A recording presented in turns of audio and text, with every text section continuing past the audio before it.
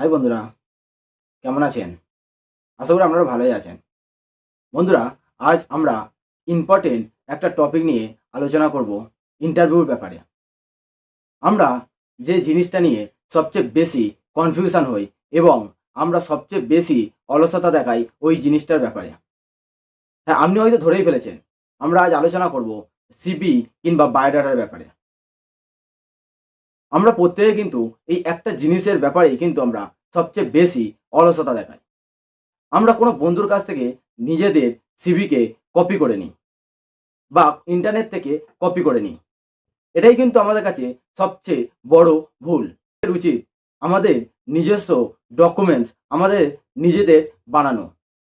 তো বন্ধুরা, আজ আমরা আলোচনা করব একটা প্রপার সিভি কি করে বানাতে হয়।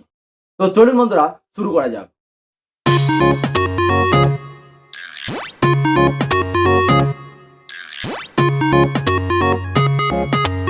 আমরা প্রত্যেকে কিন্তু একটা জায়গায় সবচেয়ে বেশি কনফিউশন হই, রিজিউম, সিভি কিংবা বায়োডাটার। এই প্রত্যেকটাকে আমরা আলাদা আলাদা ডকুমেন্টস বলে ভেবে থাকি। এই প্রত্যেকটা ডকুমেন্টস কিন্তু একই কাজ করে বা একটাই লক্ষ্য পূরণ করে। আপনার সম্বন্ধে একটা সাধারণ ধারণা একজন রিক্রুটারের কাছে তুলে ধরে। তো সিভি কিংবা বায়োডাটার কিংবা রিজিউম কিন্তু আলাদা কোনো কিছুই নয়। আপনাকে যদি বলা হয় যে send your profile, send your resume বা সেন্ড ইওর সিভি বা সেন্ড ইওর বায়োডাটার, প্রত্যেকটাই কিন্তু একই জিনিস। এক্ষেত্রে আপনার নিজের সম্বন্ধে আপনি যে ডকুমেন্টসটা বানিয়েছেন সেটাই কিন্তু আপনি সেন্ড করতে পারেন। তো এই জায়গাটায় আমরা যে কনফিউশনটা হই, সেই কনফিউশনটা আজকের পর থেকে আপনারা আর কোনো দিন হবেন না। আপনাকে যদি বলা হয় সেন্ড ইওর প্রোফাইল, তো আপনি আপনার নিজের সম্বন্ধে যে ডকুমেন্টসটা তৈরি করেছেন সেটাই সেন্ড করতে পারেন। তো এবার চলুন বন্ধুরা, আজ দেখে নিই যে একটা সিভির মধ্যে কোন কোন ডিটেলস আমরা দিলে একজন রিক্রুটার আমাদের উপর বেশি ইমপ্রেসড হবে। একটা সিভি প্রপারভাবে তৈরি করতে হলে প্রথমে আমাদের সবচেয়ে প্রথম দিতে হবে আমাদের নিজেদের নাম এবং আমাদের কন্ট্যাক্ট ডিটেলস। আপনার কাছে অবশ্যই একটা মোবাইল নাম্বার আছে এবং আপনার কাছে অবশ্যই আপনার নিজস্ব একটা ইমেল আইডি আছে। তো আপনার নামের পর আপনার মোবাইল নাম্বার ও আপনার ইমেল আইডি অবশ্যই দিয়ে দেবেন। এক্ষেত্রে একটা কথা বলি, আপনার ইমেল আইডিটা কিন্তু একদম সিম্পল হওয়াটা জরুরি। আমাদের ম্যাক্সিমাম ক্ষেত্রে দেখা যায় যে কোনো নামের সাথে আমরা কিউট বা কুল কিংবা ব্যাড বয় এইরকম যোগ করে দিই। এক্সাম্পল ধরতে পারেন যে ব্যাড বয় ram@gmail.com বা কুল ram@gmail.com।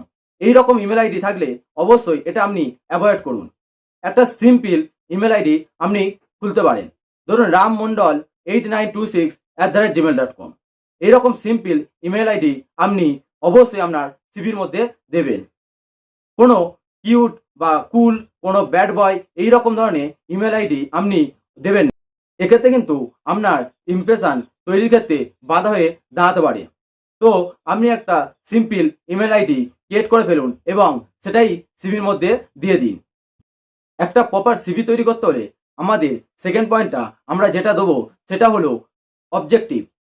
আপনি কি উদ্দেশ্যে ওই জবটির জন্য অ্যাপ্লাই করছেন বা ওই পজিশনের জন্য আপনি অ্যাপ্লাই করছেন, বা আপনি কি করে ওই জবের ব্যাপারে খোঁজ পেলেন, বা আপনার কতটা ইন্টারেস্ট ওই জবটার প্রতি, সেই সম্বন্ধে আপনি 2-3 লাইনের মধ্যে একটা অবজেক্টিভ লিখে ফেলুন। কারণ ম্যাক্সিমাম ক্ষেত্রে যে রিক্রুটার আপনার এই সিভিটা দেখবে সে কিন্তু আপনার এই অবজেক্টিভটা পড়ে অনেকটা ইমপ্রেশন হতে পারে। 3 নম্বর যে পয়েন্টটা সবচেয়ে দেওয়া জরুরি সেটা হলো আপনার এক্সপিরিয়েন্স।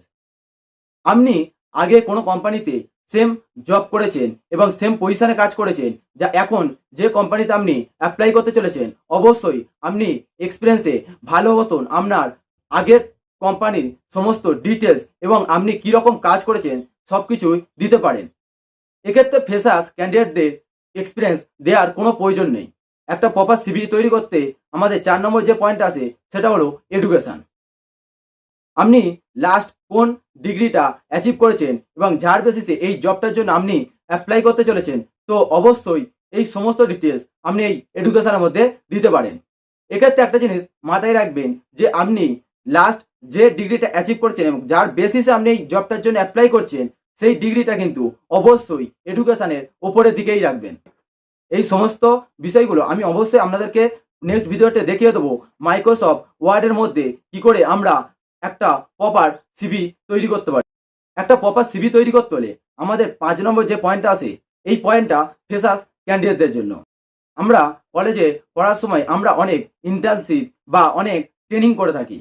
তো আপনারা এডুকেশনের পরে আপনি অবশ্যই দিতে পারেন যে আপনি কোথায় থেকে ইন্টার্নশিপ করেছেন এবং কত মাসের জন্য ইন্টার্নশিপ করেছেন বা আপনি কত মাসের জন্য ট্রেনিং করেছেন, এই সমস্ত ডিটেলসটা আপনারা এখানে দিতে পারেন। আর যারা এক্সপিরিয়েন্স তারা অবশ্যই এক্সপিরিয়েন্সের পরেই ইন্টার্নশিপ বা ট্রেনিং যদি করে থাকেন সেগুলো সমস্ত ডিটেলস দিতে পারেন। 6 নম্বর প্রফিসিয়েন্ট বা স্কিল। আপনি যদি কোনো এক্সট্রা কম্পিউটারে কোর্স করে থাকেন, যেমনটা ধরুন ট্যালি কিংবা আপনি Excel, PowerPoint, MS Word, এইসব কিছুর প্রতি আমরা যদি সামান্য নলেজ থাকে অবশ্যই আপনি এই প্রফিসিয়েন্ট বা স্কিলের জায়গায় দিতে পারেন। এছাড়াও আমাদের কিছু এক্সট্রা স্কিল থাকে, যেমন টিম লিডিং বা লিডারশিপ, এইরকম কিছু যদি স্কিল আপনার মধ্যে থাকে এবং আপনি তার উপর কাজ করে অনেকটা লাভ পেয়েছেন এবং কোন পারপাসে আপনি কাজটা করেছেন, যার ফলে আপনার আউটপুট কী রকম এসেছে সেই সম্বন্ধে সম্পূর্ণ ডিটেলস আপনি এখানে দিতে পারেন। তো আপনি নিজেই চিন্তা করুন আপনার মধ্যে কীরকম স্কিল আছে এবং ওই স্কিলের ফলে আপনার কোন কোন আউটপুট এসেছে এবং কতটা লাভদায়ক কাজ আপনি করেছেন ওই স্কিলটার ফলে, সমস্ত কিছু ডিটেলস কিন্তু এখানে আপনি দিতেই পারেন। 7 নম্বর পয়েন্ট কো কারিকুলাম অ্যাক্টিভিটি।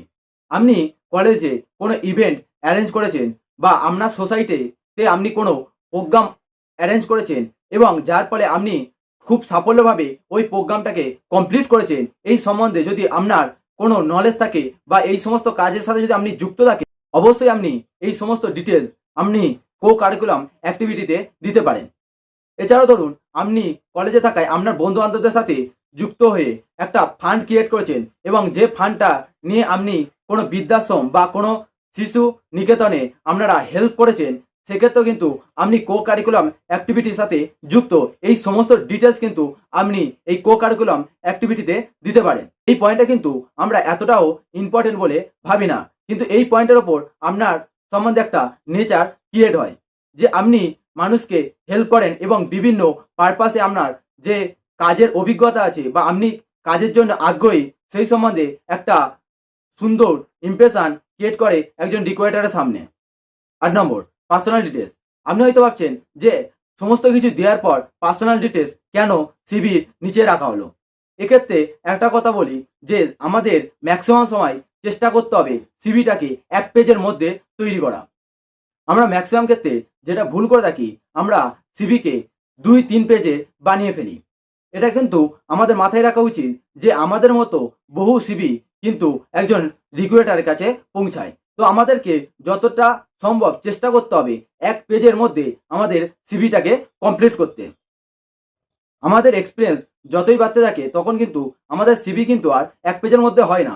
তখন অবশ্যই আপনার সিভিটা বেশি ইম্পর্টেন্ট হয় না, কারণ আপনার যে এক্সপিরিয়েন্স আছে তার উপরেই কিন্তু আপনার জব অটোমেটিক্যালি হয়ে যায়।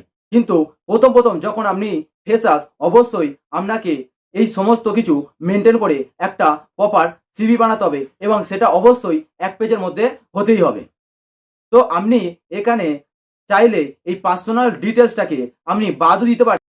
তো এইভাবে যদি আপনি সমস্ত কিছু মেনটেন করে আপনার সিভিটাকে প্রপারলি তৈরি করতে পারেন, তাহলে কিন্তু আপনার কোনো ইন্টারভিউতে বসার জন্য বেশি চিন্তা করতে হবে না। আর হ্যাঁ, আরও একটা কথা বলার আছে, যেটা হলো আপনি যেহেতু আপনার নিজের সম্বন্ধে সিভি বানাবেন, তো এই ভিডিওটা দেখার পর অবশ্যই একটা নোটবুক আর একটা পেন্সিল নিয়ে নেবেন এবং নিজের সম্বন্ধে সমস্ত ডিটেলস লিখেই তারপরে কিন্তু আপনি সিভি তৈরি করবেন। কারণ আপনি নিজের সম্বন্ধে ঠান্ডা মাথায় চিন্তা করলে আপনার সম্বন্ধে আপনি নিজেই জানতে পারবেন যে আপনার কোন কোন পয়েন্টগুলো বেশি ইম্পর্টেন্ট। এবং আমরা নেক্সট ভিডিওতে দেখে নেব যে একটা মাইক্রোসফট ওয়ার্ডের মাধ্যমে আমরা কিভাবে আমাদের সিভিটাকে তৈরি করতে পারি। এই ভিডিওটা সম্পূর্ণ দেখার জন্য ধন্যবাদ। আর এই ভিডিওটা যদি ভালো লেগে থাকে তাহলে একটা লাইক ও সাবস্ক্রাইব করে নেবেন, যাতে আমাদের ইন্টারভিউ সম্বন্ধে নেক্সট ভিডিওগুলো আপনার কাছে সবচেয়ে আগে পৌঁছে যায়।